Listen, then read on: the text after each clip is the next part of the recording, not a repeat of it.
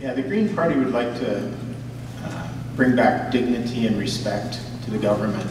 We want to work with the government. If you read the platforms, they may vary in different issues, but really you can take good parts from each one. We just, you know, personally, I wish that everybody would just stop fighting on Parliament Hill and just try to work together, and I'm sure we get a lot more done.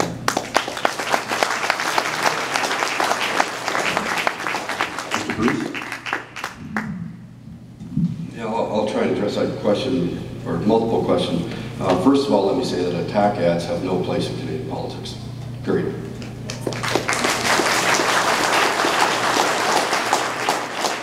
And it was interesting to hear you work with students. I also am involved in a program that's called Democracy in the Workplace, where we go into the high schools and talk to students, like if they're entering a co-op program, and you know, just advise them about their human rights in the workplace before they go and apply for a job.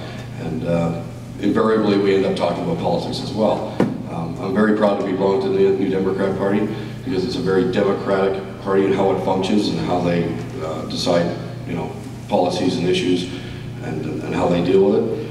And I wasn't going to talk about the contempt of Parliament issue, because I think we're all very well aware of it, but it is another symptom of the lack of respect that this current or past government has had for our Canadian democracy. And I can tell you, Canadians take their politics very personally, and I think they're very insulted by that. Thank you.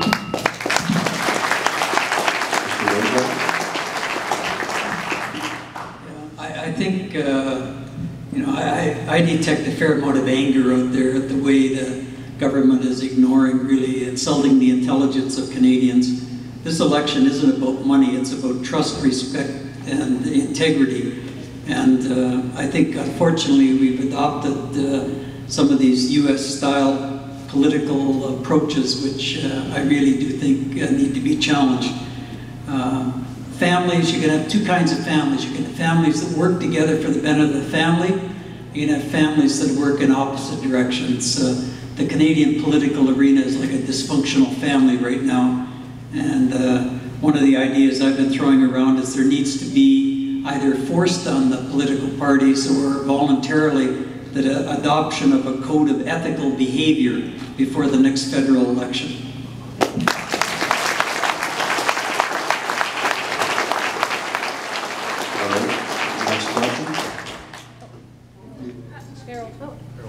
Oh, I'm sorry. Mr. Albrecht. Okay, thank you. I just want to clarify one statement that was made. The Speaker never did refer to a contempt issue. He referred a matter of the prima facie breach of privilege to a committee.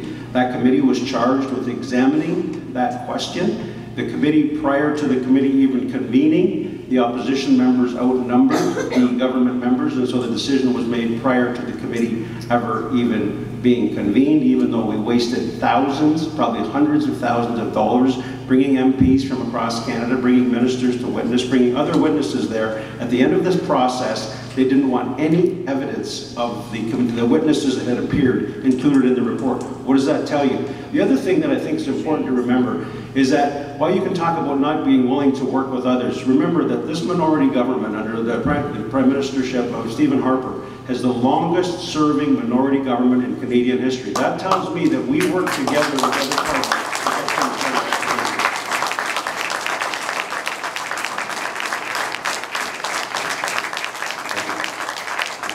Now we'll take the next question.